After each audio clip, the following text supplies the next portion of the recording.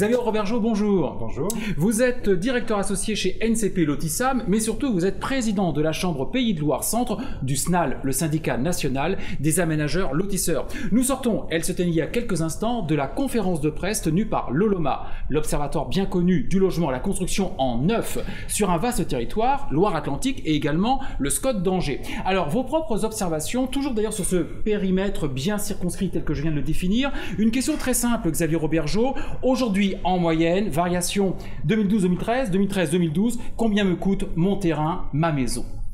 Alors écoutez, aujourd'hui on a une valeur moyenne sur 2013, on a observé que la valeur moyenne sur 2013 était de 70 000 euros pour des surfaces qui vont de 450-460 mètres carrés. On s'aperçoit qu'il y a une diminution assez significative aussi bien des prix que des surfaces. Et il y a un rebond plutôt intéressant sur 2013 en termes de vente. D'accord, donc mon terrain, ma maison, et surtout aujourd'hui, quelle est l'observation faite sur les mètres carrés? Est-ce qu'il y a une tendance baissière ou est-ce qu'il y a un maintien? À combien ça se situe là aussi? Alors si on prend le premier semestre 2012, on s'aperçoit qu'il y a une diminution.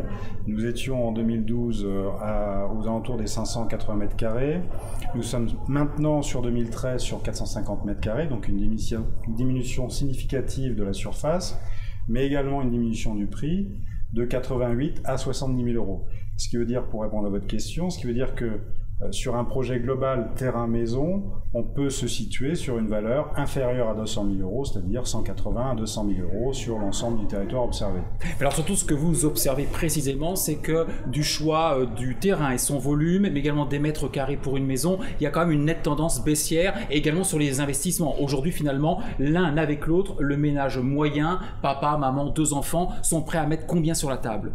Alors aujourd'hui, cette catégorie de la population, effectivement, a aujourd'hui cette enveloppe-là. C'est-à-dire qu'on a un produit qui correspond réellement à une demande déjà, en termes de type de logement, mais également en termes de capacité d'emprunt, c'est-à-dire sur l'enveloppe de 180 à 200 000 euros, ce qui représente un prix moyen parce que ce sont des maisons qui sont de l'ordre de 85 à 90 mètres carrés.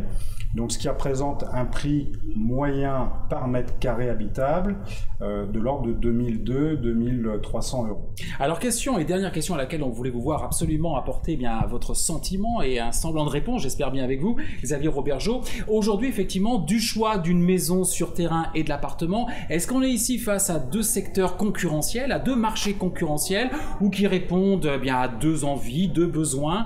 Comment observez-vous cela? Est-ce que c'est une question d'ailleurs qui est quelquefois un petit peu politiquement correcte?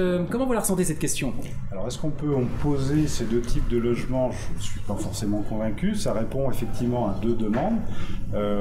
Est-ce qu'il y a une partie du logement collectif qui va se retrouver sur des secteurs très très urbains et qui va effectivement produire du logement aussi bien en locatif? Les chiffres de l'Observatoire le montrent par rapport au nombre de logements créés pour de l'investisseur.